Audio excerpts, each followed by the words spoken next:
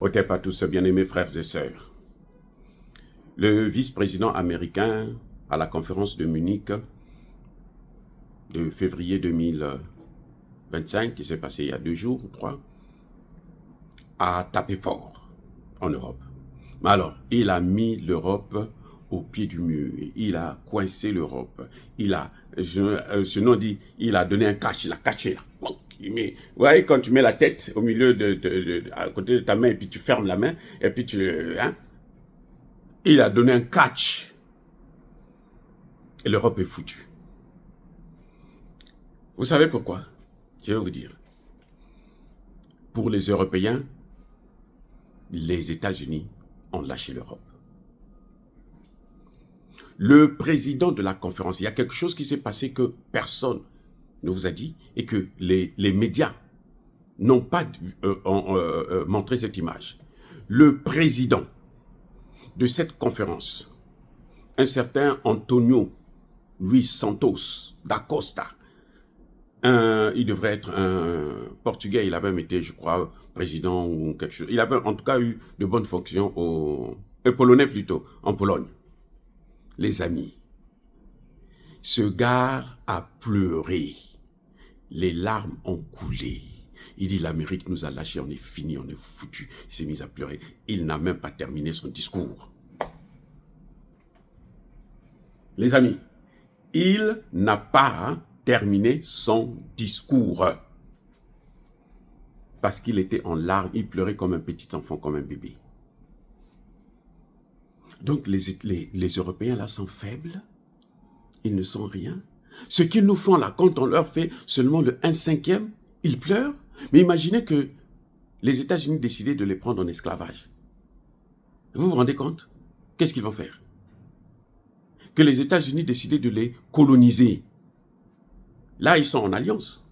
Les États-Unis disent seulement tout simplement que non, nous, on ne veut plus continuer dans cette guerre en Ukraine. Parce que cette guerre nous coûte cher. Et c'est vrai, les amis. Ce que les Américains ne vous disent pas en vérité, que moi je vous dis toujours, c'est que le problème des Américains, c'est que Poutine et Xi Jinping ont touché là où ça fait mal. Où ils ont touché le dollar américain. Parce que le dollar américain, c'est le symbole, c'est la force des États-Unis. Vous allez remarquer sur le billet américain, prenez n'importe quel billet, $1. Vous allez voir, c'est écrit In God. God bless America. C'est la force. La puissance américaine vient du dollar. C'est à cause du dollar que les États-Unis, malgré le fait qu'ils soient le pays le plus endetté du monde, ils ne payent aucune dette. D'autres pays payent pour eux. Et maintenant, il y a des gens qui viennent, qui touchent ça. Mais c'est grave. Je vous ai dit que Trump est venu, c'est pour ça. C'est pas pour l'Ukraine. C'est pour sauver le dollar. Comment il faut sauver le dollar? Ce qui me semble inévitable, parce que la chute là, elle est inévitable. Ni Poutine, ni Xi Jinping ne vont reculer. Oui. Xi Jinping, il y a pas longtemps, il a retiré plus de 1000 milliards. La bourse a chuté. 1000 milliards de bons de trésor américains. Il achète l'or.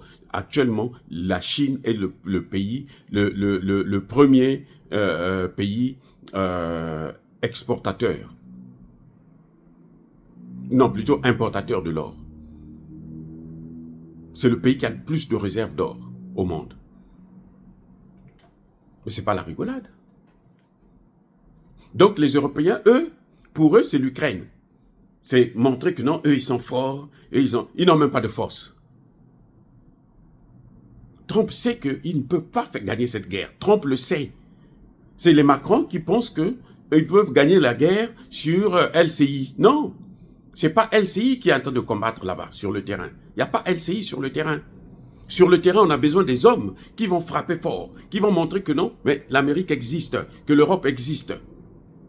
Et ils n'ont pas les moyens. Tout ce que fabriquent les pays de l'OTAN, en termes par exemple de missiles, d'obus, tout ce que fabrique l'OTAN, en un an, c'est ce que la Russie utilise en un mois. Donc, la Russie fabrique plus. Les États-Unis ont un budget de près de 1000 milliards, 800 et quelques milliards, 800 et quelques 1000 milliards. Maintenant, si on ajoute avec le budget des pays européens, on arrive facilement à 1000 milliards. La Russie a commencé cette guerre avec un budget de 50 milliards. Maintenant, elle est autour de 150-200 milliards. Mais elle fabrique plus que eux. Donc, ce n'est même pas question d'argent. C'est d'abord au niveau de la tête. Les Russes en ont. C'est ça qui fait la force de la Russie. Donc, les Européens sont en train de taper à côté. Ce monsieur-là, il n'a pas encore commencé à pleurer. L'erreur, et la plus grande erreur, c'est de vouloir sacrifier encore l'Afrique. Ça, c'est la plus grande erreur. Parce que les matières premières, là, les Chinois en ont besoin, les Russes en ont besoin, les Américains en ont besoin. Eux, ils ont passé tout leur temps à s'enrichir sur notre dos. Et maintenant qu'ils sont coincés, ils veulent maintenant venir carrément prendre l'Afrique en otage. Vous voyez la RDC? Qui tient les ficelles? Qui tire les ficelles? Mais c'est bien les Européens. Qui fait la pression sur les autres pays voisins de la RDC, comme le Congo-Brazzaville? C'est qui? Mais c'est la France. C'est la France qui dit à Sassou, si tu fais attention, si tu ne fais pas attention, nous on t'enlève de là. Mais cette politique est déjà dépassée. Cette politique est déjà dépassée. Vous voyez maintenant, Emmanuel Macron veut envoyer ses soldats dans le Kivu. Parce qu'il sait qu'il y a les Sud-Africains qui vont venir, il y a les Tchadiens qui vont venir. Lui, il veut venir là-bas pour encore leur compliquer la situation.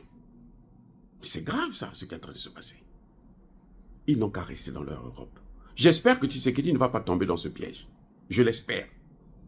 Et s'il tombait dans ce piège, tant pis pour lui, il va avoir sur son dos l'ensemble du continent africain, à commencer par les Congolais de la RDC eux-mêmes. Les amis, ce qui est en train de se passer, c'est grave. L'Europe est par terre, l'Europe est finie. Les États-Unis ont dit aux Européens, vous devrez assurer votre protection vous-même. Mettez les moyens. Créez votre armée, on s'en fout. Parce qu'ils savent qu'eux, ils vont saboter ça. Comme ils font, ce qu'ils font, ils sont en train de payer, c'est ça qu'on appelle le karma. Le karma existe, les amis. Ça, c'est le karma. Ce qu'ils ont fait en Afrique, là, c'est ce que les États-Unis sont en train de faire en Europe. Ils sont en train de coloniser l'Europe. Il dit, si vous ne faites pas ça, nous, on va laisser les Russes venir prendre toute l'Europe. Vous colonisez tous. Donc, Macron peut danser comme il veut. Il va aller faire la force là en Afrique, mais il verra que ça va tomber. Quand on va l'attaquer, lui, en France, là, c'est là qu'il saura que, oh, mais vaut mieux laisser les Africains tranquilles. Parce que la malédiction qui est en train de tomber sur l'Afrique, et sur l'Europe, ce n'est pas du gâteau, hein, les amis. Ce n'est pas du gâteau.